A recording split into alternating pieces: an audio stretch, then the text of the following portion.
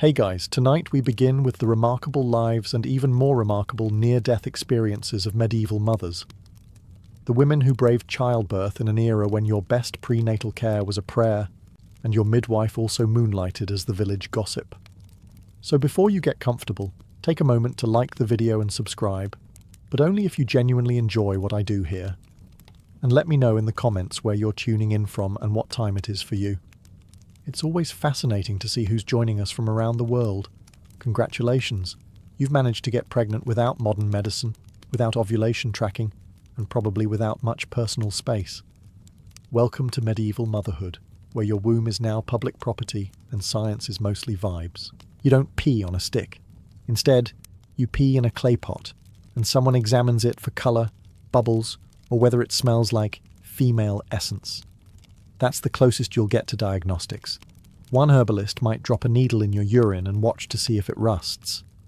If it does, you're with child. Or haunted. Maybe both. Naturally, you don't tell anyone right away, but your vomiting gives you away by day 3. Within a week, half the village is whispering about your condition, and the local midwife starts dropping heavy hints like, "Don't lift anything heavier than your own sin."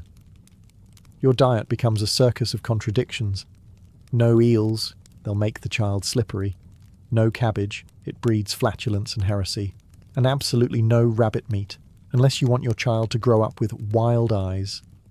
You're instead advised to eat white bread, apples, and whatever the neighbour's goat didn't finish. Someone gives you a charm made of lead. Another insists on hanging wolf's fur above your bed. Your mother-in-law hands you a walnut carved with the Lord's Prayer and says it protected her through 9 births. 6 survived, which by medieval standards is practically bragging. You're warned not to look at the moon, lest your baby be marked. Don't step over dogs. Don't think sinful thoughts, especially about Brother Oswin the young monk. Definitely don't laugh during storms.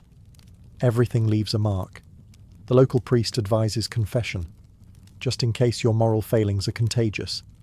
You sit politely through a sermon about Eve and temptation, all while clutching a dried toad some healer gave you for womb balance. That's not a euphemism. It's literally a toad, sewn into a pouch, worn on your hip. Your husband? He's thrilled. Probably. He celebrates by drinking too much ale and boasting about how his seed took root. He won't be there for the delivery, of course. Childbirth is women's work. And witchcraft. But mostly work. And so you wait, charm-laden, frog-adjacent, and mildly terrified. Welcome to your first trimester, where the medical consensus is, don't anger God, and maybe drink some warm milk. So you're expecting, and unlike today, there's no prenatal yoga, no glowing bump pics, and definitely no baby shower, where people gift you artisanal pacifiers. Instead, your medieval prenatal care package includes superstition, guesswork, a handful of roots, and a stern midwife who smells like garlic and knows all your secrets. First things first, your health. The village healer suggests you stay warm but not too warm, move but not too much, and think pleasant thoughts, unless they involve men. In short, avoid doing anything that might upset your humours. Yes, humours. Those charming bodily fluids that medieval doctors believed controlled everything from pregnancy to personality. You're mostly phlegm now, apparently. Congratulations. Your prenatal vitamins come in the form of plants with questionable reputations. Rue, fennel, mugwort. You're told to boil them into tea, but no one mentions side effects. Side effects include nausea, fainting, and hallucinations of St. Margaret telling you to lie down. St. Margaret is the patron saint of childbirth. She's very busy. As your belly grows, your midwife begins visiting more frequently, mostly to make sure you haven't done anything stupid, like ride a horse, look at a wolf, or speak Latin. These are all considered high-risk behaviours. You're supposed to stay calm, avoid storms, and never, under any circumstances, witness an execution. Apparently that can scare the baby crooked. Of course, executions are the town's main form of entertainment, so staying away is harder than it sounds. And then there's your emotional state. You're told that sadness leads to sickly babies, which is a little tricky given your medieval reality. To boost morale, women gather to sing hymns and gossip. They also tie red ribbons around your bedposts, hang garlic in the rafters, and sometimes sleep on the floor in case demons are attracted to your scent. How comforting. The baby's movement? That's called quickening, and when it happens, everyone treats it like a royal event. You're congratulated, kissed, and possibly sprinkled with holy water just to be safe. The midwife nods sagely and mutters, "A strong one. Probably not cursed." You spend your final months waddling around, avoiding stairs and trying not to sneeze too hard lest it trigger labour. And remember, no baths. You don't want to loosen anything. The big day has arrived. Not that you were given an ETA. There's no due date here. Just general groaning and a strong suspicion that if you drop a turnip, the baby might fall out too. Congratulations. It's time to be ushered into the sacred space known as the birthing chamber, which is, to be clear, just your bedroom, but darker, sweatier, and inexplicably filled with women carrying herbs. First step, block out the light. Windows are covered, candles are dimmed, and no man is allowed inside. Why? Because bright light is thought to confuse the baby, or summon demons, or make you sin with your eyes. It's unclear. What you can see in the dim glow are bundles of dried lavender, mugwort, and nettles hanging from the rafters. You're told they will calm the womb and protect the soul. You try not to question this logic, especially as one of them smells suspiciously like soup. The village midwife arrives, wearing what could generously be described as a blood-stained apron and a look of ancient competence. She's brought her tools, a birthing stool, a bucket of hot water, some cloths, and a crucifix. Possibly also a knife. Try not to ask questions. You're told to breathe, not too fast, not too slow, and definitely not loud enough to scare the baby. You're placed on the birthing stool, which is basically a wooden chair with a hole cut out of it, designed to let gravity do the heavy lifting. Comfort is not a priority. The women around you chant prayers to St. Margaret and occasionally toss holy water on your ankles. One of them waves a relic over your head. Another knits. Apparently it helps set a calming tone. Someone hands you a warm drink that tastes like wine and regret. And then you scream. Loudly. You try not to because women are supposed to be brave. But let's be honest. The stool is hard, the room is stuffy, and there's a woman rubbing goose fat on your thighs while reciting a psalm. This isn't spa day. This is childbirth, medieval edition. Outside, your husband paces nervously, or drinks, or sleeps. He will hear of the baby's arrival when someone shouts from the window, "It is done!" If anyone deserves sainthood in this whole process, it's the midwife. She's not just your birth assistant, she's the commander-in-chief of medieval womb warfare. Think battlefield medic meets therapist meets herbalist, with a dash of exorcist just in case things get weird. Your midwife, let's call her Agnes, because statistically that's probably her name, has seen it all. She's delivered more babies than the average monk has copied psalms. She walks in like she owns the room, carrying a bundle of herbs, a small wooden cross, and the air of someone who will not tolerate screaming unless it's constructive. Agnes isn't certified. Her qualifications are passed down through whispers, observation, and surviving childbirth herself, usually multiple times. Her medical kit includes a birthing stool, a knife, for cutting cords or maybe warding off demons, a few dried roots, and a strong pair of hands, and perhaps most importantly, an unshakable poker face. She sets the tone. If she's calm, everyone's calm. If she raises her voice, someone is probably about to die. But usually, she's busy muttering phrases like, "That's normal," "The blood looks fine," or "Keep breathing," or "I'll slap you." She knows exactly when to rub your back, when to hold your hand, and when to tell your mother-in-law to shut it. She's also memorized all the appropriate prayers, one for safe delivery, one for stillbirth, one for twins, and one for deliver this poor soul from whatever curse her mother gave her. Midwives have a strange social status. On one hand, they're respected. They keep villages alive, after all. On the other, they're watched closely. Too much success, and people whisper, witch. Too many deaths, and people whisper, bad omen. Basically, if you're a woman who knows too much and doesn't cry during thunder, you're already on a list. And yet Agnes shows up, every time. Rain or snow, plague or famine. She's been there for all of it. Breech births, stillbirths, births where a goat randomly wandered in. She doesn't flinch. She's the closest thing to a hospital you'll ever get. And when the baby finally comes, she doesn't celebrate. She wraps the child, nods once, and moves on. Another miracle. Another Tuesday. Thank you, Agnes, you chaotic medieval goddess. Ah yes, pain relief, that mythical concept your 21st century brain keeps hoping for. Sadly, you were born 700 years too early for epidurals, anesthesiologists, or even a mildly competent glass of wine. In the Middle Ages, the prevailing philosophy was, pain builds character, and if childbirth didn't hurt, God wouldn't have designed it that way. Thanks, theology. You, dear mother-to-be, are expected to endure labour with a sort of grim dignity. Screaming is permitted, but only if it sounds holy. Wailing too loudly might attract demons. Or worse, your neighbours, who will definitely talk about it at market. But wait, there are remedies. Sort of. First, there's holy relics. Someone presses a splinter from St. Margaret's femur into your palm. Is it real? Who knows? Does it help? Not in the slightest, but at least you now have a reason to clench your fist in agony. Next up, herbal brews. You're handed a steaming concoction of valerian, mugwort, and something that smells like despair.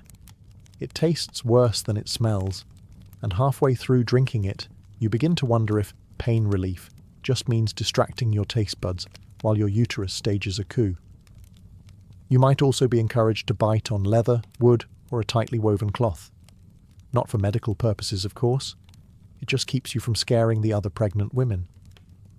For those suffering particularly long labours, there's the old favourite, chanting the right prayers at the right volume in hopes that God will fast-track your case through divine triage.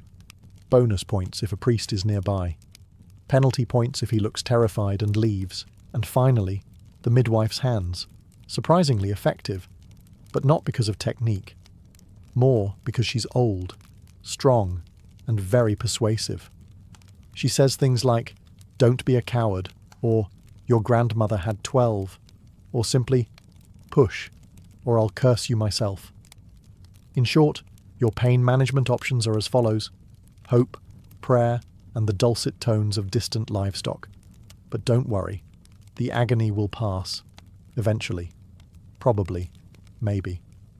And if all goes well, you'll be rewarded not with rest, but with immediate breastfeeding and zero postpartum care. Because in the medieval world, the moment you give birth, you're back to being useful again. So, how long will this take? You ask the midwife, hopeful. She responds with a cryptic grunt and a prayer to St. Anne, which is not exactly encouraging. Welcome to medieval labour, where time has no meaning, and pain is measured in rosary cycles. Could take 2 hours. Could take 2 days. Either way, you're in it now, and no one brought a sundial.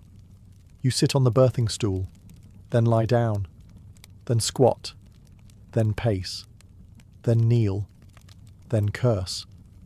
Then return to sitting, because the other options make your knees sound like a bag of walnuts. Every time you shift positions, the midwife claims it's to help the child find its way. You begin to suspect the baby's using a medieval map, full of dragons and dead ends. The room grows hot, then cold, then hot again. Time stretches. Is it still Tuesday? Does Tuesday exist? Is this even your house anymore? The women around you keep the mood light by casually discussing previous labours. One of them gave birth during a thunderstorm and claims her son can smell lightning. Another insists that if you rub lard on your lower back and shout the psalms backward, the baby will slip right out. No one tests this. Meanwhile, your uterus continues its slow, thundering drumbeat. The contractions arrive like drunk knights at a feast, unpredictable, loud, and impossible to ignore. You try counting them. You lose track. You try singing between them. You lose your will to sing. Eventually, you just stare at the wall and begin naming the cobwebs. One is definitely moving. Every so often, someone brings you broth, or tells you you're doing great, or suggests you relax. That person is then removed from the chamber for their safety. There are no clocks, just the flickering of the candle, the sweat on your brow, and the constant presence of the midwife, who somehow still hasn't blinked. Then, without warning, the chaos intensifies. The midwife leans in. She nods. It's time. But time for what exactly? Hope? Glory? Internal collapse? Doesn't matter. Your body takes over now, and you're about to push a tiny medieval citizen into a world of mud, superstition, and goat-based nutrition. Congratulations. You've reached the climax of eternity. Your husband, let's call him Wulfric, because of course his name is Wulfric, is not in the room. That's by design. In medieval times, childbirth is firmly a women's domain, and men are kept outside, away from the screaming, bleeding, praying, and all-around chaos, mostly for their protection, and everyone's patience. Wulfric is currently pacing in the courtyard, whispering to the local priest, fingering his prayer beads like he's trying to start a fire. He has no idea what's going on inside, but he assumes it involves lots of blood, maybe some screaming, and possibly Saint Margaret descending from heaven to assist personally. He wasn't invited into the birthing chamber, and frankly, no one wants him there. Men faint. They panic. They ask unhelpful questions like, "Is this normal? And should it be making that noise? And can someone fetch me a chair?" No. Wulfric's job is moral support from a safe distance. He's expected to pray, pace, and look worried, ideally in that order. If he really wants to help, he can slaughter a chicken for the post-birth stew, or fetch clean linens, or stop bothering the midwife every 20 minutes with, "Is it here yet?" The only exception to this ban is if you die. In that case, Wulfric might be allowed in to say goodbye, look dramatically stricken, and then immediately remarry your cousin within a fortnight. But let's not get ahead of ourselves. Back inside, the women are doing just fine without him. You're being fanned with a goose wing, the midwife is muttering incantations, and the village herbalist has just spilled something green and sticky near the fireplace. Everything's going according to plan. Meanwhile, Wulfric continues pacing, flanked by older men who nod sagely and say things like, "It's in God's hands now," or "My third wife survived one just like this." No one dares suggest going inside. The last man who tried was slapped by a midwife and excommunicated for impertinence. In short, childbirth is women's work. Men may contribute at the beginning and celebrate at the end, but in between, their best strategy is to stay out of the way and try not to weep into the turnips. After hours, possibly days of contractions, panting, praying, and wondering if your bones are slowly turning inside out, the moment finally arrives. You are now entering the main event, actual childbirth, medieval edition. Spoiler alert, it's messy. You're either squatting, lying on a straw-stuffed mattress, or seated on the sacred birthing stool, which sounds ceremonial but is really just a wooden toilet seat with ambition. Gravity is your friend. Sort of. Mostly it's just rude. The midwife, a battle-hardened woman with forearms like blacksmiths, positions herself with the calm confidence of someone who's done this hundreds of times, often with one hand and a soup ladle. She tells you to push, and you do. Then you push again, and again, and again, until you're fairly sure your soul is also trying to exit. There are no encouraging wail sounds or epidurals, just the rustle of fabric, the stifled gasps of other women, and the occasional chant. The priest outside mumbles a quick prayer. The chickens outside the window don't care. The baby, apparently, is on its own timeline. Then, suddenly, a shift, a cry, a splash, a collective intake of breath, and with one final, ungodly effort, you deliver what feels like a cannonball wrapped in slime. The baby emerges, screaming like a drunken minstrel. The midwife catches it with the casual grace of someone catching a falling turnip.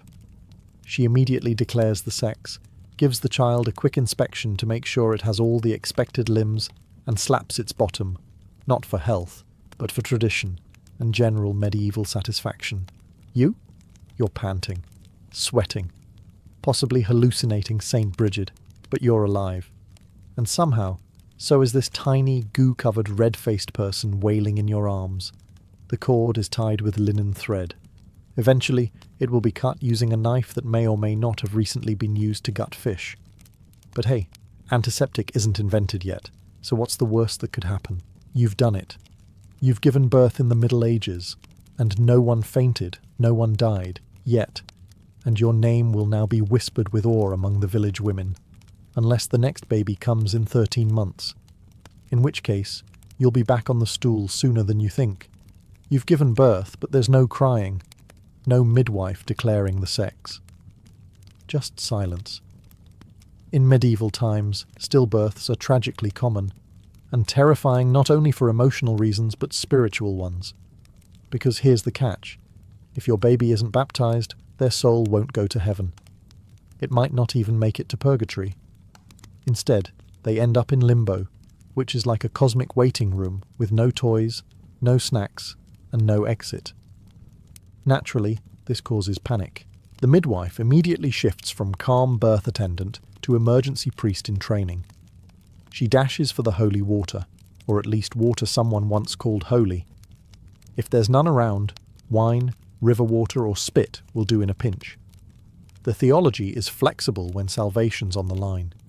If the baby shows even a hint of life, a twitch, a gasp, a noise resembling a hiccup, it's considered alive. Just barely. Which means you can baptize it. And they will. Instantly. Often before the cord is even cut. In nomine patris, they mutter, urgently splashing a few drops on the baby's head. You're not even sure who's doing the baptizing anymore. The herbalist? A goat herder? Your cousin Mildred? Doesn't matter. Anyone can perform a valid emergency baptism. Yes, even women. Yes, even illiterate ones. Salvation waits for no credentials. But what if the baby is clearly stillborn? Now you're entering theological bureaucracy. Some communities practice a desperate ritual called baptism of intention, essentially saying, "We meant to baptize them, God."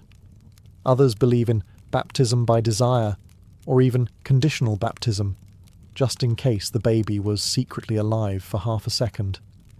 Of course, the Church debates all this endlessly, as only medieval theologians can. Meanwhile, grieving mothers are left clutching bundles of silence, unsure whether to name their child or simply bury them under a tree and pray no one talks about it. You're exhausted, devastated. But the midwife, while solemn, is practical. She washes the baby, wraps it.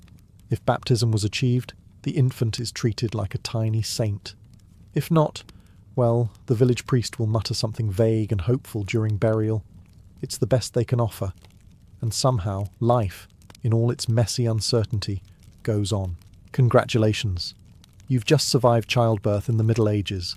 This means you've earned a hot bowl of something vaguely edible, a weak prayer of gratitude, and now, utter abandonment. Postpartum care in the medieval world is a bit like being handed a newborn and then shoved out the castle gates with a cheerful, "You'll figure it out." Because while the birth was an all-hands-on-deck event, with midwives, wise women, herbalists, and at least one curious chicken, aftercare is less organised. You're bleeding, sore, and probably running a fever. The midwife has packed up her talismans and goose feathers and is already halfway to another village. Your husband is now more interested in celebrating the new heir, Red, drinking heavily with his brothers, than checking on your stitches, which, by the way, don't exist. There is no concept of pelvic rest, no lactation consultant, no soothing ice packs, just linen cloths, herbal compresses of unknown origin, and the hope that your uterus knows what it's doing. Oh, and let's not forget your other children. Yes, those sticky, plague-ridden bundles of joy. They still need feeding, dressing, and yelling at. Ideally by you. because the village doesn't pause for a postpartum nap. You've got chores.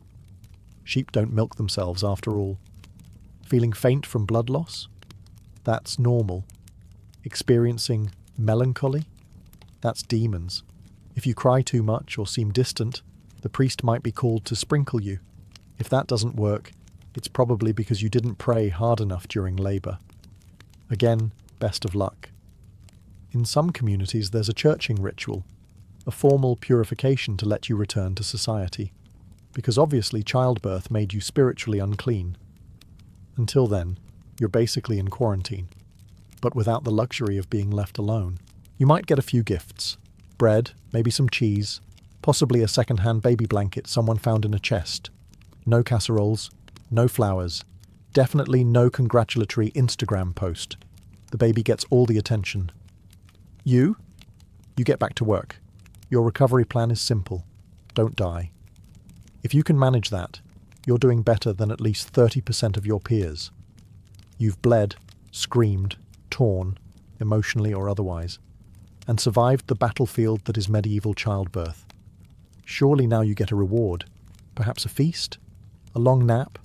A warm bath? No. What you get is churching. Roughly 40 days after giving birth, assuming you haven't died, been accused of witchcraft, or become a ghost, it's time for your spiritual hygiene check. According to church doctrine, you are ritually impure because of all that messy, mortal, womanly bleeding you did. Not sinful per se, just icky. And so, your local priest will now perform a delightful public ceremony to cleanse your soul and officially welcome you back into the holy and socially acceptable fold. Think of it as a medieval re-entry permit. You dress in your best, try to hide how utterly exhausted you still are, and walk to the church, or hobble, depending on how things healed. You might carry a candle, not for symbolism, but to avoid being mistaken for a ghost. Once inside, the priest recites a few prayers. He thanks God that you, a vessel of both life and problematic fluids, did not die in the act of creating another soul. Then, and only then, are you allowed to enter the sacred parts of the church again. Yes, that's right. You've been banned from church for over a month, because birth makes you spiritually radioactive. The ceremony is quick, awkward, and a little insulting. But hey, at least you get to sit down without anyone whispering about your unclean presence. It's also your first real social outing since childbirth, so you smile through the nonsense, nod during the psalms, and pretend the whole thing isn't just a sanctified version of "go wash your hands." Some women, ironically, look forward to churching. Not for the purity, but because it means they can leave the house without being accused of tempting demons or spoiling the crops with their aura. Afterward, you're a free woman again, free to go to mass, free to walk in the marketplace, and tragically, free to become pregnant again. The cycle has been reset. God has forgiven your uterus. The villagers stop side-eyeing you, and you can now touch holy water without anyone hissing. Progress. You've named the baby, baptized it, and you've even managed a few hours of sleep that didn't involve hallucinating St. Margaret riding a goat. You might be thinking, we made it. Not so fast. In medieval times, infant mortality wasn't just common. It was expected. Roughly 1 in 3 babies never made it past their first year. Your village might have more tiny graves than living toddlers, and you'll quickly learn why most people didn't bother stitching the baby's name into anything until the 2nd birthday. That adorable little bundle currently drooling on your arm. He's up against a gauntlet of hazards: fevers, dysentery, pneumonia, plague, starvation, and whatever was floating in the family well that day. And of course, teething, which the church hadn't yet labelled a mortal danger, but every mother knew could still take a child. You do what you can. You swaddle. You breastfeed. You pray to St. Anne, St. Margaret, St. Bridget. Really anyone who might have pull with the celestial childcare department. You keep the fire going, tuck dried herbs under the cradle, and ward off evil spirits with an iron nail hammered into the doorframe. Because if death doesn't get your baby, the fairies might. Yes, some believe that sickly infants aren't sick. They've been swapped. A healthy baby stolen by woodland creatures and replaced with a changeling. Solutions vary. You might leave the baby overnight on a dung heap to scare the fairies off, or hold them over fire while reciting the Lord's Prayer. It's not medicine, but hey, it's medieval parenting. If your baby dies, you'll bury them quietly. There are no grief counsellors, no casseroles, just a small wooden marker and a whisper to the priest. If the child was baptized, you can take some comfort knowing they're now in heaven. If not, well, the theology's murkier, and yet somehow families keep trying. You might name the next child the same as the last, recycling names like hand-me-down shoes. No one blinks. Grief is so woven into the fabric of life that it's practically embroidery. So yes, don't get too attached, but do. Because love is defiant, even when the odds are laughably unfair. And in the medieval world, surviving infancy is the real miracle. Welcome to the next phase of medieval motherhood, feeding the baby, also known as attempting to keep the tiny human alive using two leaky, unregulated medieval devices strapped to your chest. If you're lucky, your milk comes in. If not, you're already behind on medieval parenting's impossible checklist. Breastfeeding is the default, but it's also something of a gamble, like trying to churn butter with anxiety and no sleep. You try. You really do. You sit by the hearth, baby latched maybe, midwife shouting advice like a medieval lactation coach with no formal training but plenty of opinions. Rub goose fat on the nipples. Avoid cold bread. Pray to St. Agatha. She had her breasts removed, so she'll understand. Some days it works. Other days, the baby wails and your breasts feel like stone. Which brings us to wet nurses. If you're a noblewoman, or just very desperate and have a few coins to spare, you may outsource your milk supply. Wet nurses are women who've recently given birth themselves and now serve as professional human bottles. This arrangement is both practical and fraught with class-based tension, jealousy, and a strong scent of goat. Hiring a wet nurse comes with rules. She must not have sex. It'll spoil the milk. She must not eat garlic. Same reason. And she definitely mustn't get too attached to your baby, because heaven forbid someone show consistent affection. She's basically the Uber Eats of the feudal era, but with moral warnings from the church and far more saliva. If you're not rich, you might try animal milk. Cow, goat, or, in one ill-fated case, pig. But without refrigeration or sterilization, it's really just an elegant way to invite dysentery into the cradle. Feeding schedules? There aren't any. You feed when the baby cries or when your breasts start leaking through your only chemise. Growth charts don't exist. You eyeball it. He seems less shriveled than yesterday is about as scientific as it gets. And let's not even begin to discuss weaning.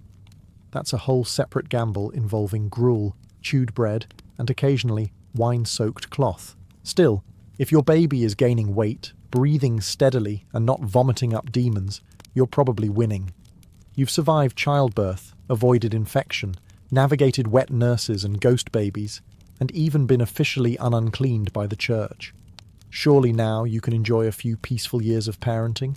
Absolutely not. Because this is the Middle Ages, and your uterus is seen less as a personal organ and more as a communal production facility. You are expected to conceive again. Soon. Preferably before you've even fully healed from the last one. There is no concept of family planning, unless you count the family planning to just hope for a boy this time. Contraception, when it exists, ranges from unreliable to flat-out disturbing. Things like sheep intestines, bitter herbs, or vague prayers to saints who are notably not gynecologists. Your husband, meanwhile, has been very patient.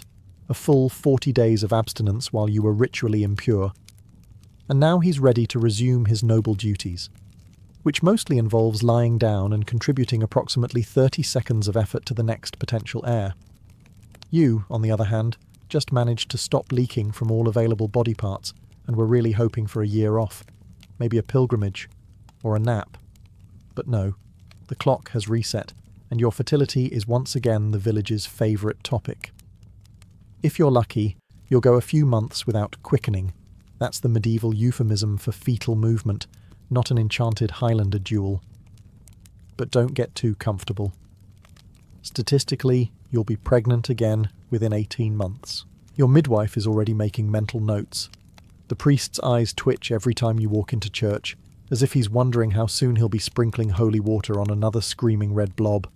And your older children are now being trained to help raise their future siblings. Because that's what siblings are for. Free labour and funeral attendance. You've entered the rhythm of medieval motherhood, a dance between diapers, death, and divine forgiveness. And there's no exit until menopause or plague. And yet, despite the pain, danger, and absolutely bonkers medical advice, you press on. Maybe because of faith, maybe because of love, or maybe because it's the 14th century and there's not much else to do. Either way, the cycle begins again. Cue the ominous lute music. You're exhausted, stitched, sore, and vaguely sticky. But somehow, there's a baby in your arms. A real, living one. Breathing, squirming, screaming like it owns the place.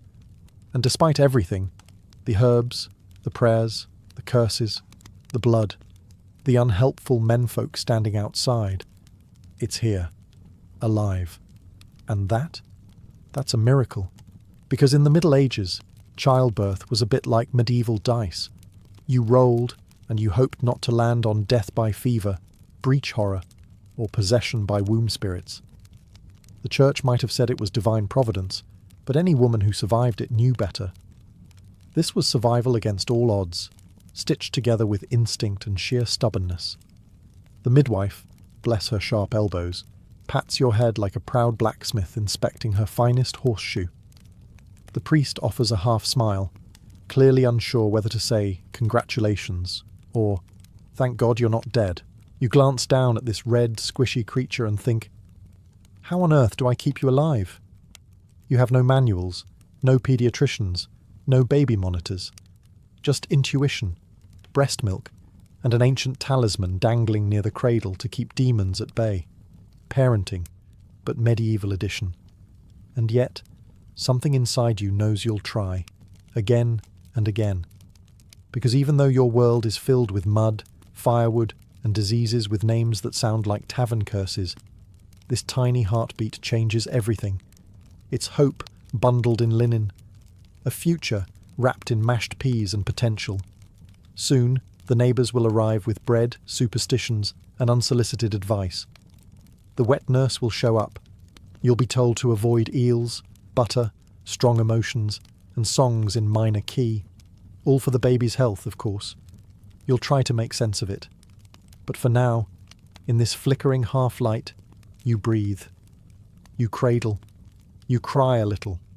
Because for all the superstition and sorrow you made it, and if someone asks you how it felt, really felt, you'll never quite have the words. Because in a world where everything is dangerous and nothing is guaranteed, birth wasn't just a process. It was a rebellion, a miracle. Every time. Picture yourself in the middle of the 19th century. You're standing in the heart of Manchester or Birmingham, and the world smells like coal smoke and damp wool. The Industrial Revolution has locked you into a routine of 12-hour shifts, smog-choked skies, and streets so filthy that the idea of fresh air feels like a myth. For most working families, leisure doesn't exist, until one piece of technology changes everything: the railway. When railroads spread across Britain, they didn't just move coal and steel, they moved people. And for the first time, they moved ordinary people. Before the railway age, the seaside was the exclusive playground of the wealthy, aristocrats who had been told by their doctors that sea bathing could cure everything from gout to melancholy. They travelled in horse-drawn coaches to coastal towns like Brighton, staying in elegant villas and sipping mineral water as if it were liquid gold. But trains democratised the shoreline. Suddenly, a factory worker with a week's wages in his pocket could pack up the family, hop on a carriage, and by the afternoon be staring at the endless horizon of the English Channel. Brighton was the first star of this new leisure culture, thanks in no small part to the Prince Regent, later King George IV, who had turned the town into his playground decades earlier, with the exotic onion-domed Royal Pavilion. But now, Brighton's beaches weren't just for the fashionable elite. Blackpool soon followed, transforming from a quiet fishing village into the mecca of mass seaside holidays. By the 1850s, it was lined with piers, dance halls, and the famous Blackpool Tower, an Eiffel Tower imitation with more donkey rides than Paris could ever dream of. What's remarkable is how quickly the seaside went from medicine to fun. At first, Victorians still clung to the belief that sea air was medicinal, that salt water could cleanse not just the body, but the soul.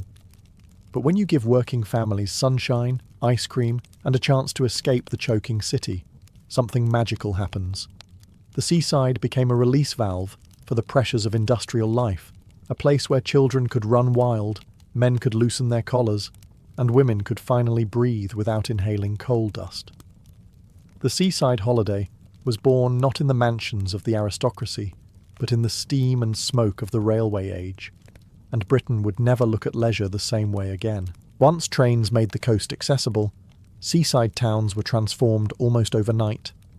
Places that had been sleepy fishing villages or modest spa towns suddenly found themselves overrun with day trippers, weekend families, and vacationing clerks eager to trade soot for salt air. Entrepreneurs wasted no time. They built piers that stretched dramatically into the sea, not just as docking platforms, but as playgrounds, lined with tea rooms, arcades, concert halls, and even small theatres. A stroll down the pier became as much a part of the holiday ritual as paddling in the surf. Blackpool is the perfect example of this transformation. Before the railway, it was little more than a cluster of cottages on the Lancashire coast. But once the tracks connected it to the industrial towns of northern England, Blackpool reinvented itself. By the 1870s, it boasted the famous North Pier, followed by Central and South Piers, each adding its own blend of entertainment, brass bands, fortune tellers, and even early amusement rides. Eventually, the iconic Blackpool Tower would rise, modelled after Paris's Eiffel Tower, dominating the skyline and drawing in millions of visitors. Brighton too leaned into its royal glamour. It had long basked in the glow of George IV's Royal Pavilion, but now it became a fashionable hub for both the wealthy and the working classes. Its promenade bustled with visitors in their Sunday best, women in long dresses with parasols and men tipping their hats, while vendors shouted about oysters, sweets and seaside souvenirs. For Victorians, these resorts represented something new: leisure as a commodity. This was the first time entire towns were built not for work, not for worship, but for play. Everything was designed to entertain, distract, and delight. Families could rent a modest boarding house, eat fish and chips wrapped in paper, and feel for a few days like they belonged to a different world. The strict rules of industrial life, the bell of the factory, the relentless hours, gave way to a more playful rhythm of donkey rides, seaside bands, and ice cream eaten before dinner. And perhaps most importantly, seaside resorts gave Victorians something they had never really experienced before: the idea of escape, a physical and psychological break from the grind of their everyday existence. Whether for a day trip or a fortnight, the seaside holiday created a new culture of fun, one that promised refreshment, laughter, and just a touch of sand in your shoes. If there's one image that sums up Victorian seaside culture, it's the bathing machine. These odd little wooden huts on wheels looked a bit like oversized garden sheds, except they were designed to roll straight into the sea. Why? Because Victorians had an obsession with modesty that extended even to splashing in the waves. For women in particular, bathing in public was a delicate matter. Society demanded that female bodies remain hidden, yet doctors and holiday guides swore by the health benefits of sea bathing. The solution? A horse, or sometimes sheer manpower, would haul the bathing machine down the sand and into the shallows. Inside, a woman could discreetly change into her voluminous bathing costume, which looked more like a layered dress than swimwear. When ready, she would step out directly into the water, shielded from curious onlookers by the structure itself. Some bathing machines were luxurious, outfitted with steps, handrails, and even curtains to ensure maximum discretion. Others were little more than rickety boxes. For men, the rules were looser.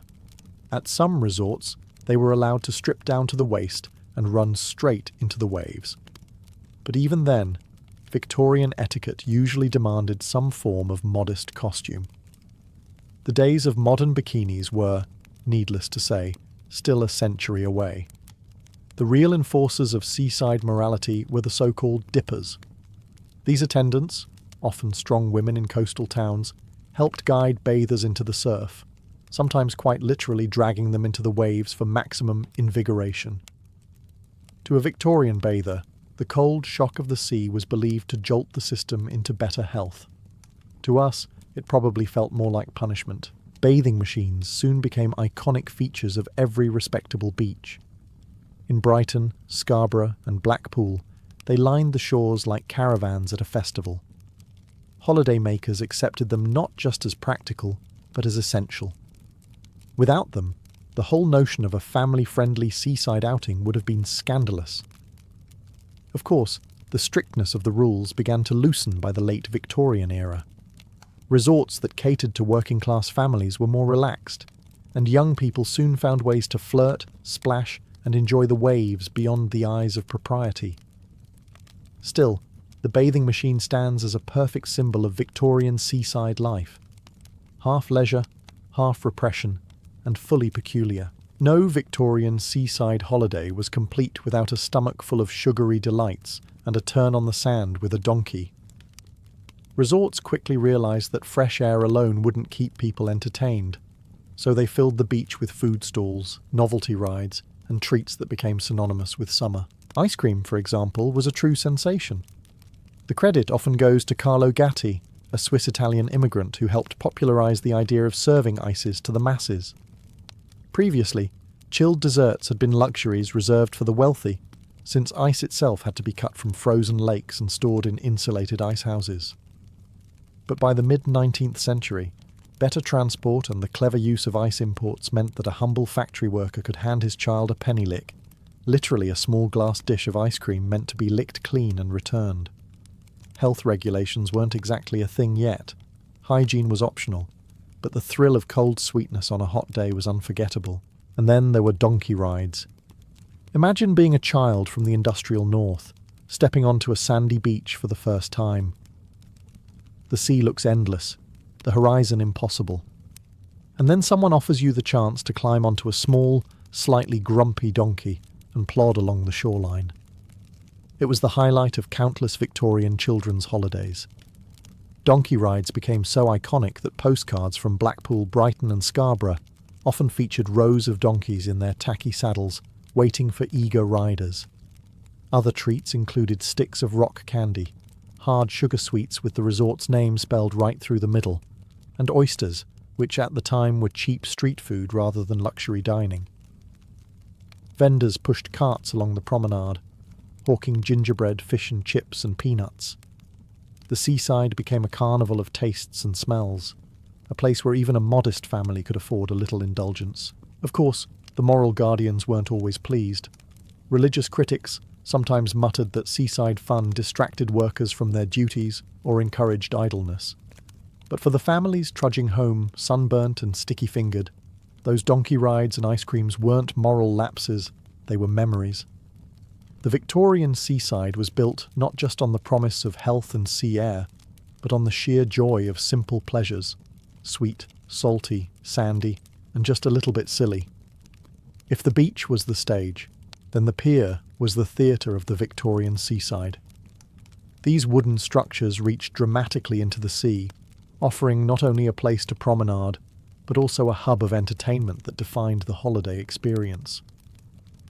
Walking out onto a pier wasn't just about the view, it was about entering a different world, one where the only purpose was pleasure. The first piers were simple walkways, giving visitors a chance to stroll above the water and catch a cool breeze. But it didn't take long for entrepreneurs to realise that piers were prime real estate for amusements. Soon they were lined with tea rooms, concert halls, penny arcades, and even small theatres where comic singers and music hall performers entertained the crowds. In some resorts, brass bands played daily, filling the air with jaunty tunes as children tugged at their parents' sleeves for another sweet or a turn at the hoopla stalls.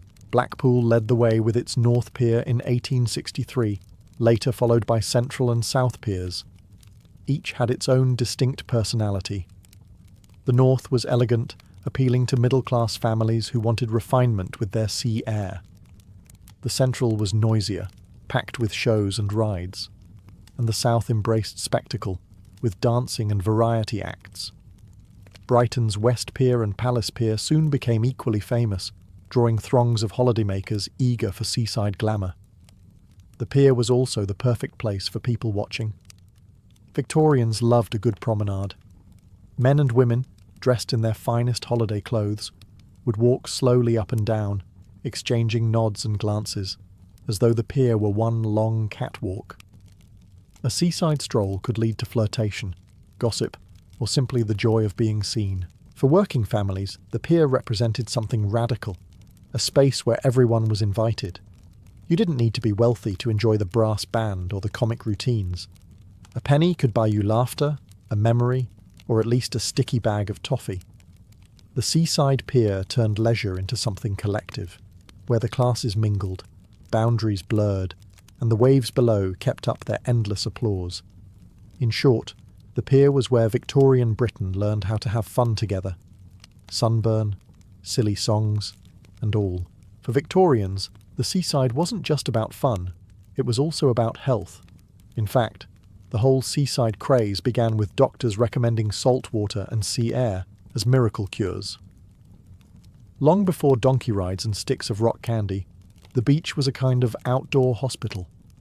Physicians claimed that a plunge into the cold waves could strengthen the constitution, clear the lungs, and even calm the nerves. Parents were told to bring sickly children to the coast, convinced the bracing winds could restore weak bodies. But this medical angle was always entangled with morality. A seaside holiday had to be respectable. That meant strict rules on how one behaved on the beach. Men and women were often segregated into different bathing areas. Even walking along the promenade came with a code of conduct. Ladies with parasols, men in suits, no bare skin except for hands and faces. Resorts wanted to attract families, not scandal, and yet the seaside also tempted people to relax social rules. It was one of the few places where men and women of different classes might mingle in the same space, united by a craving for sunshine and a paddle in the sea. For religious reformers and moral watchdogs, this was alarming. Some sermons thundered that seaside resorts encouraged frivolity, vanity, and even sin. Young couples strolling along the pier or sharing a bag of sweets were viewed with suspicion, as if sugar and sea spray could lead to moral collapse. Still, for most Victorians, the seaside cure was both physical and emotional. Escaping the smoke-filled towns, feeling the sun on their faces, and hearing the crash of waves was a kind of therapy. Even if the medical claims were exaggerated, the relief was real. Families returned home healthier in spirit, if not in body, ready to face the grind of factory life once more. In this way, the seaside became a strange blend of doctor's prescription and family playground. It promised both virtue and indulgence, a place where you could heal your lungs with salt air, but also ruin your teeth with peppermint rock. And perhaps that paradox was exactly why it worked. Victorian Britain was obsessed with class, and nowhere was this more visible than at the seaside. The train may have opened the coast to everyone, but how you experienced it depended entirely on your place in the social hierarchy. For the upper and middle classes, the seaside was an opportunity to display refinement. They stayed in elegant hotels, rented well-furnished houses, and promenaded in carefully tailored clothes. At Brighton, the fashionable could still bask in the aura of royal patronage, strolling past the onion domes of the pavilion, or enjoying exclusive concerts. The pier, for them, was a place to be seen as much as to see, an outdoor stage where appearance mattered. Working-class families, by contrast, had a very different holiday. They might cram into cheap boarding houses, sleep several to a room, and eat simple meals of bread, cheese, and fish bought from street vendors. Their leisure was louder and more physical. Donkey rides for the children, fairground amusements, and dancing in packed halls. Blackpool became their capital, offering entertainment that didn't require deep pockets. For many factory workers, just walking barefoot on sand was luxury enough. Naturally, the classes sometimes rubbed shoulders, and not always comfortably. Middle-class visitors complained about the rowdiness of working-class holidaymakers. Too much drinking, too much singing, too much laughter. But there was no escaping the fact that the seaside was one of the few spaces where class barriers softened. A clerk and a mill worker might both ride the same donkey or lick the same sticky ice cream. The waves, at least, didn't care about social rank. Yet resorts also learned to separate clientele. Some beaches designated specific areas, quiet zones for the well-to-do, livelier stretches for the masses. Boarding houses advertised themselves as respectable, a coded term meaning no working-class lodgers. Even the piers developed identities, refined promenades for some, noisy arcades for others. Still, the seaside hinted at a new kind of social mixing. For a brief holiday week, families who rarely left their industrial towns found themselves alongside lawyers, doctors and merchants, all chasing the same sea air. It wasn't equality, but it was proximity. And for Victorian Britain, that alone was remarkable. The seaside was both a mirror of class divides and a rare space where they could blur, however awkwardly, under the glare of the summer sun.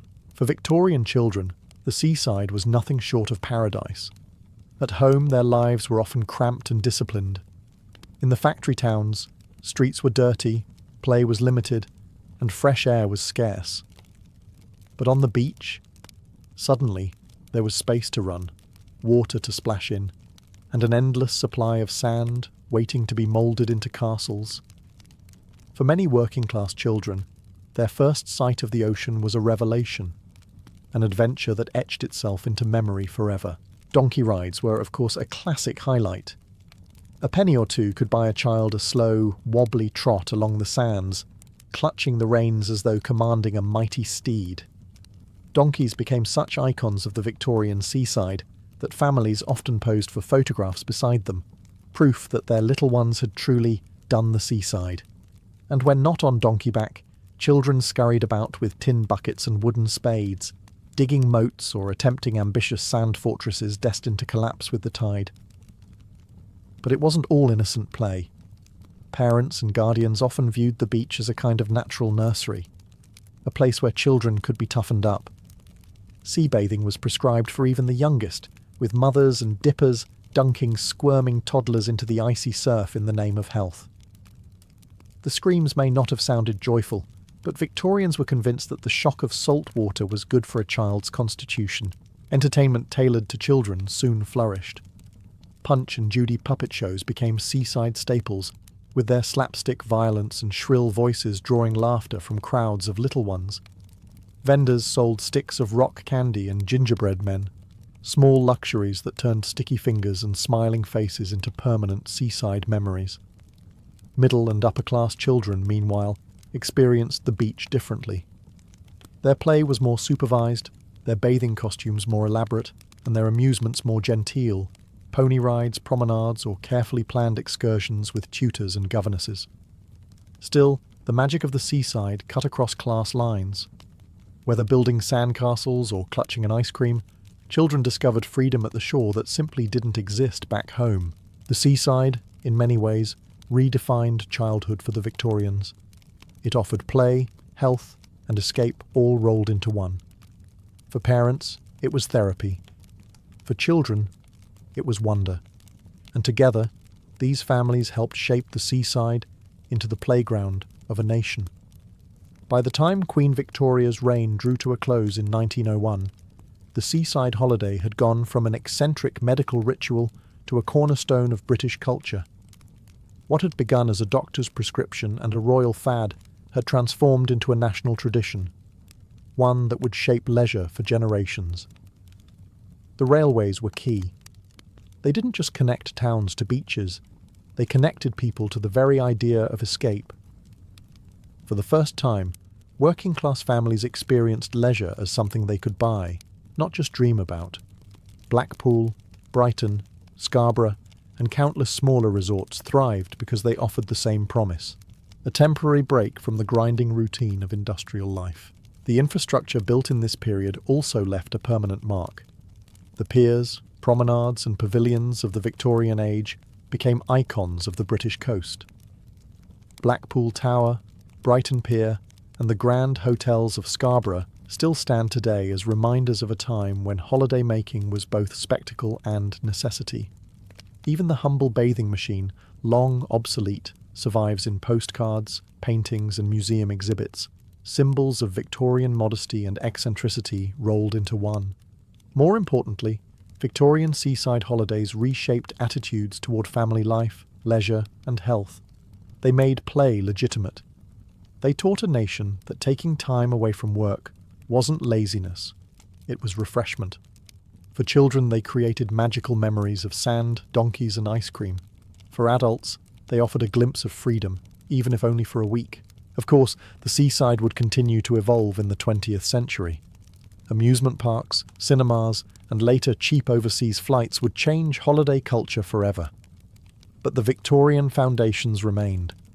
Without the railway day trippers and donkey rides, there would be no Butlins camps, no package holidays, no cheap flights to Spain. The DNA of the modern holiday traces straight back to Brighton's promenades and Blackpool's piers. Today, when families still head to the beach for a weekend of sandcastles and fish and chips, they are echoing a ritual invented more than a century and a half ago. The Victorian seaside holiday was more than a moment of leisure. It was a revolution in how ordinary people thought about life, work, and joy. And that legacy still lingers with every stick of rock and every squeal of gulls above the shore. For the Apache, health was never simply about the body. It was a matter of living in harmony with the land, the spirits, the ancestors, and the community. To be healthy was to be in balance, and to fall ill was to have drifted out of step with that delicate order. The Apache understood life as an interconnected web where the physical, spiritual, and emotional threads were all tightly woven together. Target one thread through misfortune, wrongdoing, or even an encounter with hostile spiritual forces, and the whole web could unravel. Illness, therefore, was not just a fever or an injury. It was a sign that balance had been disturbed. A hunter who disrespected the animal he killed might find himself plagued with weakness. A family that quarrelled endlessly might bring sickness into their home. Even dreams could warn that the spirit was uneasy and that healing was needed before the trouble grew worse. For the Apache, every sickness had both a visible cause and an invisible one, and both needed attention. The land itself played a central role in this philosophy.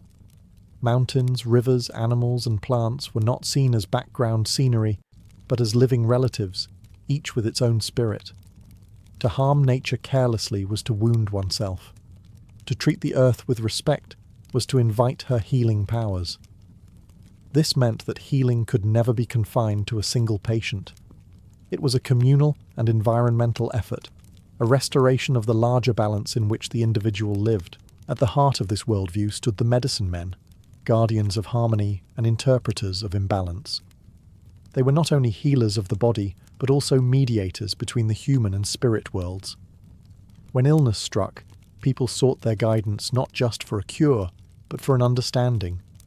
Why has this happened? What must be done to restore balance? This perspective shaped every healing practice that followed, whether through herbs, chants, sand paintings, or ceremonies.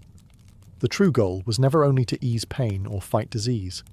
It was to mend the broken threads, to bring the individual back into alignment with the community, the earth, and the unseen world.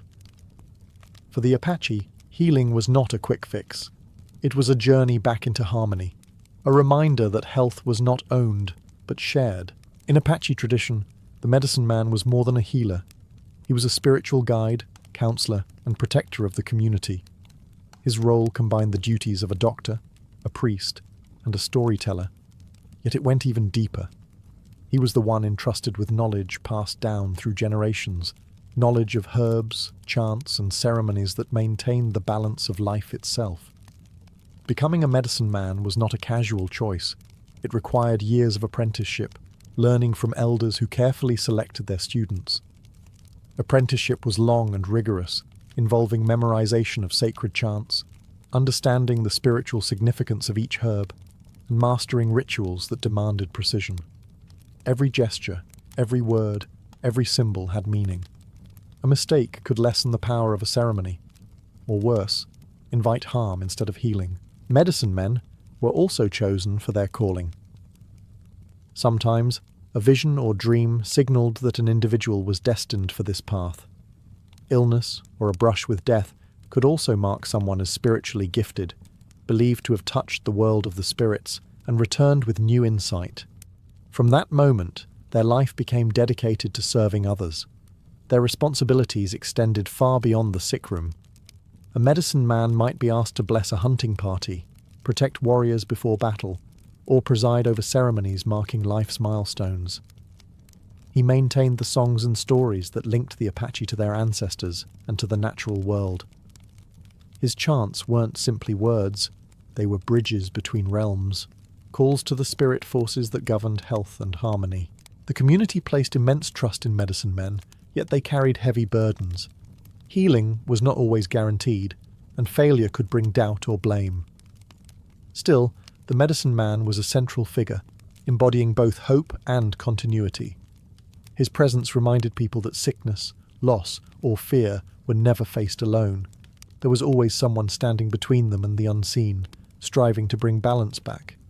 In the Apache worldview, medicine men were not miracle workers in the Western sense.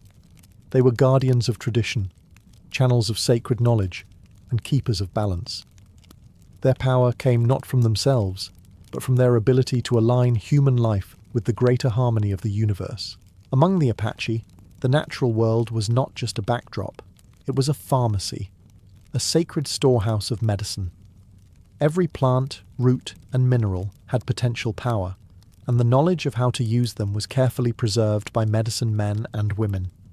Healing the body often began with healing herbs, gathered respectfully from the land. Plants were chosen not only for their physical properties, but also for their spiritual associations. For example, sage was used to cleanse and purify, both in body and in spirit. Juniper berries could treat stomach troubles, but were also burned to ward off negative forces. Yucca, a plant with deep roots in Apache daily life, provided soap, shampoo, and poultices for wounds. Each plant was seen as a living ally, with its own spirit, deserving of gratitude and care when harvested. Preparation of these remedies was never casual. Herbs might be brewed into teas, ground into powders, or applied as poultices to the skin, but they were rarely administered alone. A medicine man would often combine them with prayer, song, or ritual, ensuring that the treatment worked on both the physical and spiritual levels. Healing was never considered complete unless both body and spirit were addressed together. The act of gathering the herbs was itself part of the ceremony. Plants were often collected at certain times of day or specific phases of the moon in locations believed to hold particular power. Offerings, such as a pinch of cornmeal or a whispered prayer, were left as thanks. This reciprocity underscored a key Apache belief. Taking medicine from the earth required respect and balance, not exploitation. What might strike outsiders as folk remedies were in fact part of a sophisticated system of knowledge. Generations of observation, trial, and spiritual practice informed which plant healed which ailment. And while Western medicine often dismissed such traditions as superstition, many of these herbs did indeed contain healing compounds later discovered by science. But for the Apache, the plants were never merely chemicals. They were living partners in the act of healing, and to use them without prayer or respect was to miss the point entirely. Healing with herbs was not just about curing sickness. It was about restoring harmony between humans and the natural world. In Apache healing, words were never just words. Spoken or sung with intention, they became medicine in their own right. Chants and sacred songs were believed to carry power, bridges between the human and the spiritual realms. To heal the body, the spirit had to be called into harmony, and chants were the language that made this possible. A healing chant was not improvised. Each song was part of a carefully preserved tradition, passed down through generations of medicine men. Some chants lasted only a few minutes, while others could extend through long ceremonies, unfolding in rhythmic patterns that mirrored the cycles of nature. The rising of the sun, the phases of the moon, the flowing of rivers. The words themselves were often combined with sounds that imitated the natural world. Bird calls, rustling winds, the steady beat of a drum echoing a heartbeat. Chants were used for different purposes. Some were prayers for protection, sung before hunts or battles. Others were designed to cure specific ailments, calling upon spiritual forces to drive out sickness. Still others were ceremonial, tied to major rituals like the sunrise dance, which marked a girl's passage into womanhood and was filled with songs celebrating renewal and strength. Importantly, these chants weren't just performed to the patient, they involved the community. Families and friends might join in, reinforcing the sense that healing was not an individual struggle, but a collective act of support. To hear the chant was to be reminded that one was not alone in illness, but surrounded by harmony in sound. The power of these songs was amplified by belief. The Apache understood that words shaped reality. To speak was to call something into being. A chant wasn't magic in the sense of tricks, but in the sense of alignment. It ordered the world, set things right. Combined with herbs, sand paintings, or ritual acts, chants were the thread that tied all parts of healing together. Even today, many Apache songs endure. They continue to be sung at ceremonies, carrying forward the same conviction that sound, rhythm, and sacred words can restore balance. In the Apache worldview, to heal with song is to remind the body, the spirit, and the community that they are one. Among the Apache, healing was never just about herbs and chants. It was also about images. Sand paintings, created with coloured powders of crushed stone, pollen, charcoal, and clay, became sacred tools in ceremonies designed to restore balance. They were not decorative art in the modern sense, but living prayers drawn upon the earth itself. A sand painting was usually made on the ground of a ceremonial lodge or an outdoor space prepared for ritual. Medicine men, assisted by apprentices, would carefully scatter coloured sands to form intricate patterns of figures, animals, and sacred symbols. Every line, every shade, carried meaning. These images represented the spiritual forces that governed health, holy beings, animals of power, and symbols of the four directions. By recreating these images, the healer invited these forces into the ritual, calling them to intervene in the patient's illness. The patient would often be placed directly upon the painting, seated or lying in its centre. In this way, the image became a kind of spiritual map, placing the sick person within a restored order of the universe. Chants and prayers accompanied the act, activating the design and weaving it into the larger ceremony. What made sand paintings so powerful was their impermanence. Once the healing was complete, the painting was destroyed, its sand brushed away or scattered to the wind. This act symbolized the transitory nature of sickness itself. Illness did not belong to the patient forever. It could be erased just as the image was. The destruction also ensured that the painting's sacred power could not be misused outside the ritual. The symbols themselves were drawn from Apache cosmology. Animals like the bear or eagle, sacred mountains, or the rainbow might appear, each bringing its own protective or healing influence. To outsiders, the paintings may have looked like abstract art, but to the Apache they were blueprints of harmony, diagrams of the cosmos in miniature. Through sand paintings, healing became visible. It was not only spoken in chants or tasted in herbs, but seen on the earth itself. The patient, the healer, and the community could witness balance being restored before their very eyes.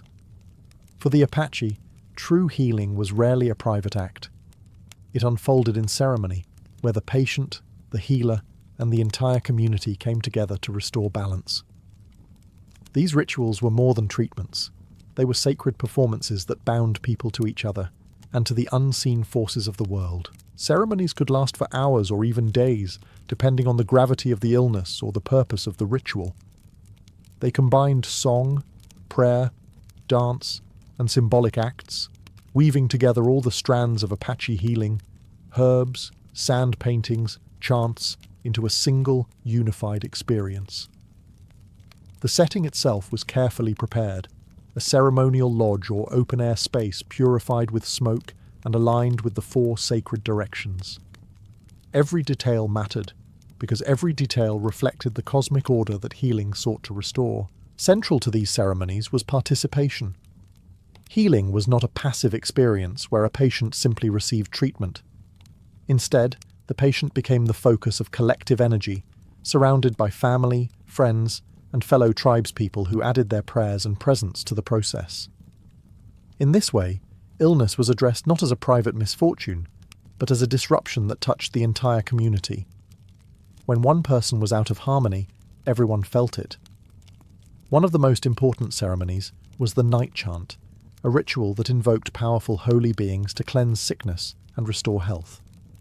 Another was the sunrise dance, often performed for young women coming of age, which symbolized renewal, fertility, and the strength of life. While not always strictly medical, these ceremonies underscored the Apache view that health was inseparable from life's major transitions and spiritual milestones. The ceremonies also carried immense psychological weight. The rhythm of the chants, the colors of the sand paintings, the collective beat of the drums, all created an atmosphere of awe and hope. For the patient, the experience was transformative, a reminder that they were supported not only by their people, but by the spirits themselves. Through ceremony, the Apache affirmed their most important truth. Healing was about more than curing the body. It was about restoring the circle of family, of community, of nature, and of spirit. To be healed was to be placed once more in harmony with all that existed. For the Apache, healing could never be separated from the land. Mountains, rivers, animals, and even the wind were considered living relatives, each with its own spirit. To be healthy meant being in balance with these forces, and illness often reflected a disruption in this relationship. Healing, then, required not only tending to the body, but also mending ties with the natural and spiritual worlds. Medicine men often led patients into sacred spaces, mountain foothills, riversides, or secluded groves, where the presence of nature itself was part of the cure. These places were chosen not at random, but because they were believed to be dwellings of holy beings, or sites where spiritual energy was especially strong. To pray in such a place, surrounded by the voices of birds and the scent of herbs, was to step into a living sanctuary. Animals, too, were part of this balance. The eagle, for instance, symbolized strength and carried prayers skyward with its feathers. The bear was revered as a healer, its spirit called upon to grant endurance and power. Even smaller creatures, like insects, held lessons, reminders of persistence, adaptability, or community. By recognizing the wisdom in all beings, the Apache affirmed their place within a much larger circle of life. Ritual acts often reinforced this relationship. Offerings of cornmeal or pollen were made before harvesting medicinal plants, acknowledging that taking from the earth required giving back. Ceremonies invoked the 4 directions: east, south, west, and north, each representing a different aspect of life and health. By aligning with these forces, the healer restored harmony not only within the patient, but between the patient and the universe itself. This approach also emphasized humility. Humans were not masters of nature, but participants in a shared world. Illness was a sign that the balance of that world had been disturbed, whether through personal choices, community conflict, or even disrespect toward the land. Healing was therefore not about conquering disease, but about repairing relationships with self, with others, with the environment, and with the spirits that watched over all. Through this worldview, the Apache offered a profound lesson: that true health is not an individual possession, but a state of harmony sustained by every living connection. In Apache culture, illness was never borne by the patient alone. Sickness was seen as a disruption of harmony that touched the entire community, and so healing became a collective responsibility. Family, friends, and neighbours all took part in the process, ensuring that the patient was supported physically, emotionally, and spiritually. When someone fell ill, their family gathered not just to care for their body, but to provide constant presence and encouragement. Food was prepared communally, children were watched by relatives, and prayers were offered in unison. This solidarity lessened the burden of illness, reminding the patient that they were woven into a living network of care. Healing was as much about restoring bonds with loved ones as it was about easing pain. Ceremonies amplified this sense of togetherness. When chants were sung or sand paintings made, it was rarely a solitary act. Dozens of voices might join in the songs, their rhythms carrying the patient's spirit upward. The entire community became part of the ritual, each participant lending their strength to the restoration of harmony. This shared energy created a powerful psychological and spiritual atmosphere, one where the patient knew that they were not battling sickness in isolation. Children, too, were included in these rituals. They learned by watching, listening, and participating, ensuring that the traditions of healing and support passed naturally from one generation to the next. To grow up in this environment was to understand that health was communal, not individualistic. The community's involvement also reflected Apache values of reciprocity. Just as one person's illness could unsettle the group, so too could their healing strengthen it. When a patient recovered, gratitude was expressed not only to the spirits and the medicine man, but also to those who had stood by them. This cycle of mutual support created resilience, reinforcing the idea that no one could truly be well unless the community itself was balanced. In many ways, this collective healing was the greatest medicine of all. While herbs soothed and chants aligned the spirit, it was the steady presence of kin and neighbours that reminded each person of their place in the circle of life. Health was not a private achievement, it was a gift shared by all. Although centuries have passed and modern medicine now dominates much of the world, Apache healing traditions continue to endure, adapted, preserved, and remembered as a vital part of cultural identity. These practices are not relics locked in the past, but living traditions that still guide many Apache families in how they view health, balance, and the world around them. The emphasis on harmony between body, spirit, nature, and community remains deeply relevant today. Many Apache people continue to turn to ceremonies, songs, and herbal remedies not only for healing, but also for maintaining spiritual strength in daily life. Even when hospitals and clinics are used for physical treatment, traditional practices often accompany them, ensuring that the spiritual side of illness is not neglected. This dual approach reflects a belief that Western and indigenous medicines can coexist, each addressing different layers of the human experience. Sand paintings, chants, and ceremonies are also preserved as part of cultural education. They are performed not only for healing, but for the teaching of younger generations. Each ritual becomes a classroom, passing on stories, songs, and values that ensure continuity of Apache identity. The sunrise dance, for example, still stands as a powerful ceremony of renewal, tying together health, spirituality, and cultural pride. These traditions also speak to a broader audience beyond the Apache. In a world where modern medicine sometimes struggles to address mental health, loneliness, and the stresses of disconnection from nature, the Apache worldview offers an alternative perspective. It suggests that true healing requires more than medicine bottles and diagnoses. It requires belonging, respect for the environment, and a sense of harmony with forces larger than oneself. Despite centuries of displacement, hardship, and pressure to abandon their customs, the Apache have safeguarded their healing ways. Elders, medicine men, and cultural leaders continue to emphasize that these practices are not just alternative medicine, but an entire philosophy of life. They remind us that to be healed is not simply to survive, but to live in balance, with the earth, with others, and with one's own spirit. The legacy of Apache healing endures as a testament to resilience. It carries forward the wisdom that health is not only a condition of the body, but a harmony of the whole, echoing across generations and reminding us all that balance is the truest medicine. In the medieval world, marriage was never just a private matter. Today, we think of weddings as deeply personal, two people choosing to share their lives.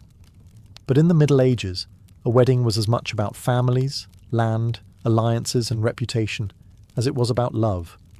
And because marriage was treated as a public contract, so too was its most intimate moment, the wedding night. A marriage wasn't truly considered valid until it had been consummated. In other words, until the couple had physically sealed the deal. To modern ears, this might sound invasive, even absurd, but for medieval communities, sex on the wedding night was proof that the marriage existed in both body and law. Without consummation, a union could be annulled and property or inheritance rights thrown into question. The stakes were high, and so the act was ritualized, watched, and documented. In aristocratic households, the bedding ceremony was an essential part of the festivities.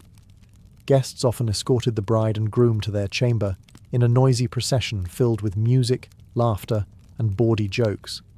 Sometimes, relatives or attendants would literally tuck the couple into bed, pulling the covers up and offering blessings or teasing encouragement. In certain cases, witnesses were expected to remain in the room until the marriage was considered well and truly joined. Privacy was a luxury, and for newlyweds, it was often in very short supply.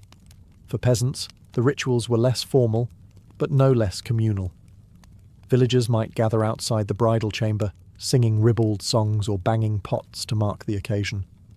Fertility charms, herbs, amulets, or symbolic foods were often placed near the bed to ensure that the night was fruitful.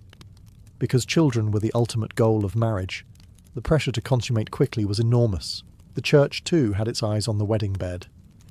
Priests preached that sex within marriage was not sinful but blessed, provided it was done with the intent of producing children. Yet rules abounded. Certain holy days prohibited intercourse, and certain positions were discouraged as improper. Even behind closed doors, the act was tightly policed by moral and spiritual expectations. In short, the medieval wedding night was never just about two people exploring intimacy. It was a public, ritualized event loaded with legal, religious, and social weight. The community had a stake in it, and the couple's first night together was treated less as a private memory and more as the final act of a binding contract. If there was one medieval ritual guaranteed to make the modern mind squirm, it was the bedding ceremony. For newlyweds, the first night together was less about whispered intimacy and more about being paraded, tucked in, and sometimes even observed by half the household. It was part comedy, part ritual, and very much a community event. In noble and royal weddings, the procession to the bedchamber was a performance in itself. Guests, often tipsy from hours of feasting, would accompany the couple through the halls with music, laughter, and teasing. Some sang bawdy songs, others shouted jokes or offered fertility blessings, while attendants carried torches to light the way.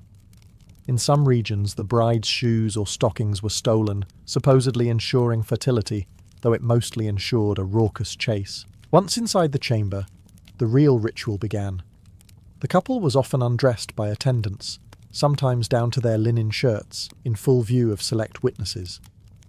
The bride was ceremoniously laid in bed first, followed by the groom, and the two were literally tucked in by friends and relatives.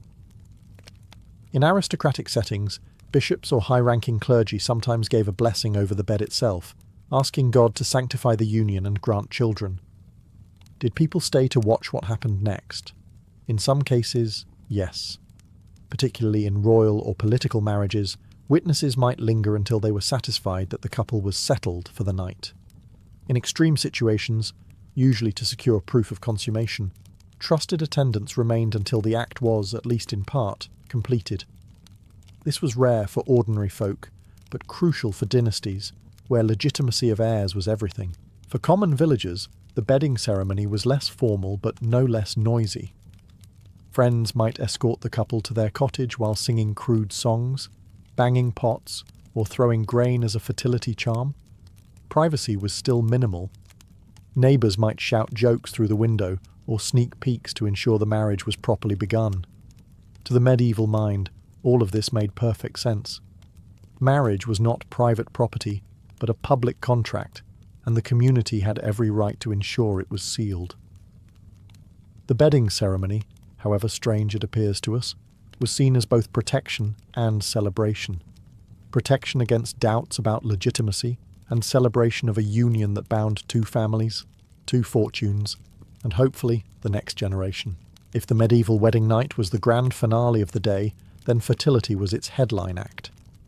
The entire ritual of marriage revolved around producing children, and couples were surrounded, sometimes smothered, by charms, superstitions, and symbolic acts, meant to guarantee that the bride's womb would not remain empty for long. One of the most common practices was the use of fertility foods. Guests might scatter wheat, oats, or barley on the marriage bed, symbols of abundance and new life. Bread and salt were also placed nearby to ward off bad luck and invite prosperity.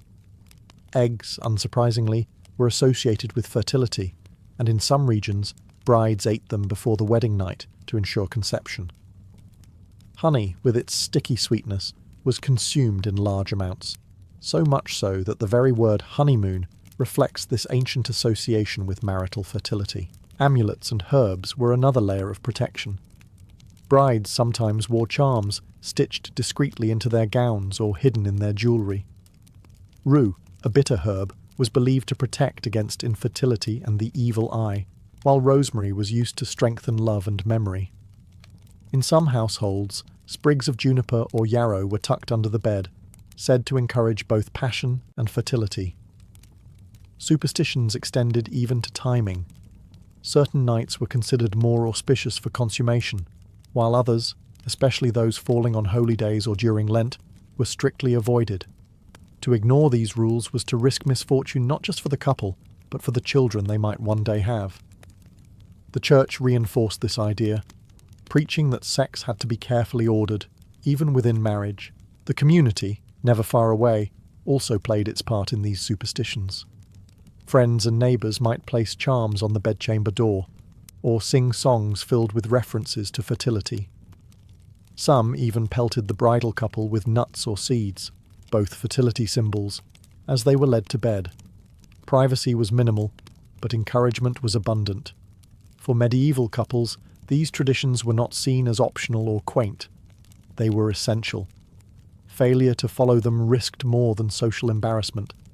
It risked childlessness, a devastating outcome in a world where lineage, labour, and survival all depended on children being born. In the flickering torchlight of a medieval bridal chamber, fertility wasn't just hoped for. It was engineered, with charms, foods, and rituals meant to make sure the marriage bed did what it was meant to do. In medieval Europe, no aspect of marriage escaped the gaze of the Church, and the wedding night was no exception. While villagers and noble households had their fertility charms and raucous bedding rituals, the Church insisted on being the ultimate authority in defining what counted as proper consummation. To them, sex within marriage was not only a private act, but a sacred duty. The Church's stance was clear. The purpose of marital sex was procreation. Pleasure for its own sake was frowned upon, and any act that strayed from this reproductive mission was labelled sinful. Priests preached sermons that spelled out the rules of marital intimacy. Certain days of the week and liturgical seasons, such as Lent, Advent, or major feast days, were strictly off-limits. To break these taboos was to risk spiritual punishment, even if it meant delaying consummation. Even the mechanics of the act were policed. The missionary position, with the man on top, was preached as the only acceptable method, as it was thought to reflect natural order. Other positions were condemned as improper, or even against nature. Manuals circulated among clerics described, in startling detail, what couples could and could not do in bed. While it's doubtful every couple followed these prescriptions to the letter, the Church's influence loomed large, shaping attitudes and anxieties around intimacy. Confession also played a role. Newlyweds who strayed from these expectations could be questioned about their bedroom practices, making the wedding night not entirely private, even in the years that followed. The Church framed sex as holy, if done with the intent to create life, but shameful if it veered into indulgence. Couples were reminded constantly that their union had a higher purpose, filling the earth with children and securing the future of Christendom. This oversight served more than spiritual ends. By regulating consummation, the Church also cemented its control over inheritance and legitimacy. If consummation could be proven, marriages were valid, heirs were legal, and dynastic claims secure. If not, annulments could be granted, alliances dissolved, and fortunes rearranged. In this way, the Church transformed the marriage bed into a battleground of morality and power. To the newlyweds, it might have felt like a night of personal discovery, but to priests and bishops, it was a sacrament, an act that bound two souls under divine authority, with rules that reached far beyond the bedroom. In the medieval world, consummation wasn't just an intimate act, it was legal evidence. The moment two bodies came together, a marriage passed from ceremony into binding contract. And because dynasties, inheritances, and land depended on that contract, proving consummation sometimes became a matter of politics, not privacy. Among royalty and nobility, witnesses were not merely tradition, they were insurance. Trusted attendants, midwives, or even clerics might remain in the room until they could swear that the couple had shared the bed as husband and wife. In the most high-stakes cases, like royal marriages, proof of consummation could determine whether an heir was legitimate or a marriage annulled. A king or noble might use failure to consummate as grounds to escape an unwanted alliance. Conversely, a bride's family needed evidence to ensure their daughter's union and their political advantage was secure. Physical tokens often came into play. The bridal sheets, once stained with blood, were sometimes displayed as proof that the marriage had been consummated and the bride was indeed a virgin. Families could preserve these linens as evidence in disputes.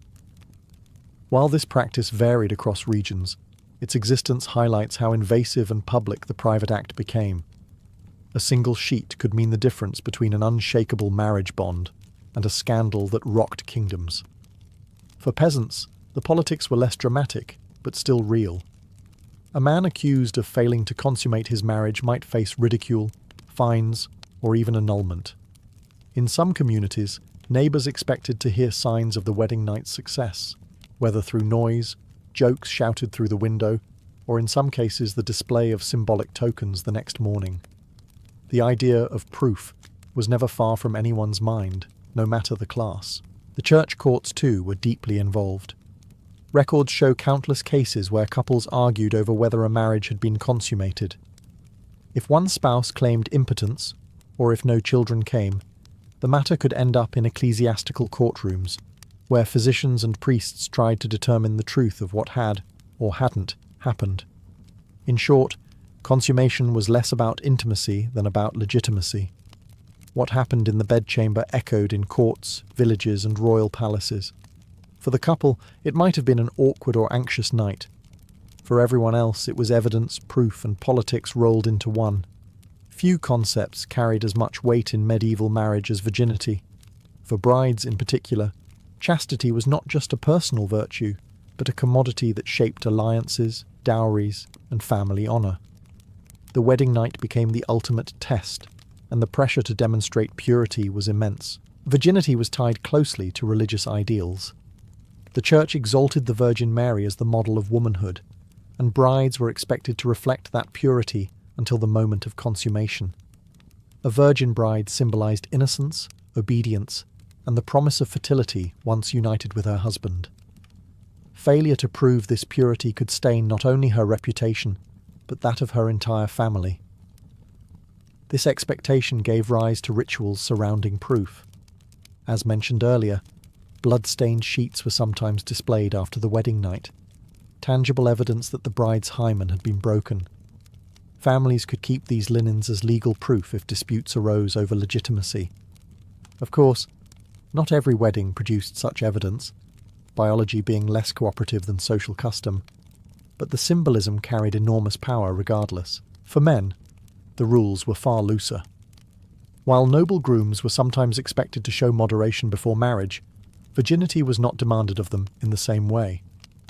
A groom might enter the wedding bed with sexual experience, and in some circles, this was even considered a benefit, ensuring he could consummate quickly and produce heirs. This double standard highlights how purity was less about morality and more about controlling women's bodies and reputations. Virginity also carried political weight. Royal and aristocratic marriages often hinged on the assurance of a bride's chastity. If a princess or noblewoman was rumoured to be anything less than untouched, alliances could crumble. In some notorious cases, accusations of lost virginity were wielded as weapons to annul marriages or disinherit children. Yet the emphasis on virginity was not purely oppressive. It also reflected the community's obsession with lineage. A bride who was unquestionably pure ensured that the children born from the marriage could not be contested. Virginity, then, was not only about moral ideals, but about securing bloodlines, inheritance, and political stability. On the wedding night, this expectation hung heavy over the chamber. For the bride, it was a test of her honour; for the groom, a confirmation of his rights; and for the families watching from outside, it was the seal on alliances that could shape generations. For all the official rules set by the church, the medieval wedding night was also wrapped in layers of superstition and folk magic. Families feared that bad luck, jealous neighbours, or even dark forces might interfere with a couple's first union, so protective rituals became just as important as the ceremony itself. One common practice was the use of charms hidden in the bridal chamber. Herbs like rue, rosemary, or yarrow were tucked beneath the mattress or woven into garlands hung over the bed. Each plant carried symbolic power. Rue was thought to drive away the evil eye, rosemary brought fidelity and memory, and yarrow promised fertility. These protections worked on two levels, warding off spiritual threats and reminding the couple of the virtues expected in marriage. Fire and iron also played important roles. In some regions, an iron key or knife was placed near the bed to scare off evil spirits, since metal was believed to repel supernatural forces. A candle might be left burning overnight to guard against mischief from witches or demons, whose envy was thought especially dangerous to newlyweds. Folklore also dictated what should not happen on the wedding night. Shoes placed the wrong way, a bed facing the wrong direction, or certain unlucky numbers of guests present at the bedding could all invite disaster. Couples and families took these warnings seriously, often adjusting rituals to avoid bad omens. Beyond protection, magic was also used to encourage fertility and passion. In some places, brides carried small amulets made of carved bone or shells, believed to quicken conception. Special potions, brewed from honey, herbs, or even animal parts, were sometimes quietly prepared and consumed before the night began. While the church frowned on such superstitions, they remained stubbornly popular at every level of society. Community participation in these rituals added to the mix of belief and spectacle. Guests might sing songs laced with magical invocations, or sprinkle grain, nuts, or even symbolic liquids around the doorway of the chamber. These acts blurred the line between joke and charm, reinforcing the idea that marriage was a communal affair, guarded by tradition and ritual. Ultimately, the medieval wedding night was not only a test of love and legitimacy, it was also a spiritual battlefield. Between holy blessings, whispered prayers, and magical protections, newlyweds lay at the centre of a storm of beliefs, each one aiming to ensure that their union was safe, fertile, and unbreakable. For all its ritual and solemnity, the medieval wedding night was also a stage for laughter, nerves, and immense pressure. Newlyweds did not slip quietly into privacy. Instead, they carried the heavy weight of expectation, family honour, fertility hopes, and sometimes even political stability, into the bedchamber. It is no wonder that anxiety was often laced with humour as a coping mechanism. For brides, especially young women married off in their teens, the wedding night could be a source of real fear. Many had little or no knowledge of sex, save for vague warnings or whispered advice from female relatives. The emphasis on virginity added to the tension. The expectation of bleeding, the fear of pain, and the knowledge that sheets might be scrutinised the next morning made the first night a daunting trial. Grooms, too, were not immune to pressure. A noble groom's ability to consummate swiftly and successfully was a matter of family pride. Failure could lead to humiliation, annulment, or worse, political disaster. Impotence, whether temporary or permanent, was not simply a personal matter, but a public scandal. In lower classes, while the stakes were less dynastic, the ridicule of neighbours and friends could be cutting. This anxiety often gave rise to humour, both supportive and cruel. Guests outside the chamber might sing bawdy songs, make ribald jokes, or bang pots and pans, both to lighten the mood and to mock the couple. These noisy traditions were part entertainment, part pressure, reminding the couple that their private act was very much a public concern. Even inside the chamber, humour had its place. Some attendants, especially in noble households, might offer playful encouragements or jokes as they prepared the bed. Fertility charms themselves sometimes carried a comic edge. Symbolic foods, phallic objects, or songs filled with double meanings. Laughter, however awkward, helped diffuse the tension. Yet beneath the jokes lay real stress. Failure to perform could ruin reputations. Success, on the other hand, brought relief not just to the couple, but to the watching families, who celebrated the sealing of the union with renewed festivities the next day. Thus, the medieval wedding night existed in a strange balance, half burden, half comedy. It was a moment of intense personal vulnerability played out under the gaze and the jokes of the entire community. By the late Middle Ages, many of the more extreme rituals surrounding the wedding night began to soften, but the legacy of these traditions left an indelible mark on European marriage culture. What began as a highly public, ritualized moment gradually shifted towards something more private, though traces of the old customs lingered for centuries. Among the nobility, bedding ceremonies remained common well into the Renaissance, particularly in dynastic marriages where politics demanded proof of consummation. Royal weddings in France, England, and the Holy Roman Empire often ended with a formal bedding, complete with clergy blessings and witnesses ensuring that the marriage had officially begun. But over time, even monarchs sought more privacy, and the practice of staying to watch fell out of fashion, replaced by symbolic gestures rather than literal observation. In villages and towns, noisy traditions like serenading, pot banging, or tossing grain at the bridal chamber slowly gave way to lighter customs. Humour and fertility symbols persisted, but the level of intrusion waned. Instead of neighbours demanding proof, communities celebrated the couple the next day with feasts, dances, or games, trusting that the union had been properly sealed. The church, meanwhile, continued to exert influence, but even its grip relaxed in practice. Confessors still reminded couples of approved times and positions, but enforcement became more symbolic than literal. As Europe moved into the early modern period, ideas of romance and personal affection began to creep into the institution of marriage, changing how people viewed the wedding night itself. Yet the echoes of the medieval wedding night are still with us. The word honeymoon carries traces of the fertility rituals involving honey. The tossing of rice at weddings echoes the old practice of scattering grain for fertility. Even the focus on the first night as a significant milestone reflects the medieval insistence that consummation was the true seal of marriage. Looking back, the medieval wedding night was a strange mix: sacred duty, political contract, fertility ritual, and community entertainment. To the people of the time, none of this seemed invasive. It was simply how marriages were secured and celebrated. For us, it's a reminder of how much marriage has always been shaped not just by love, but by the social, religious, and cultural forces of the world around it.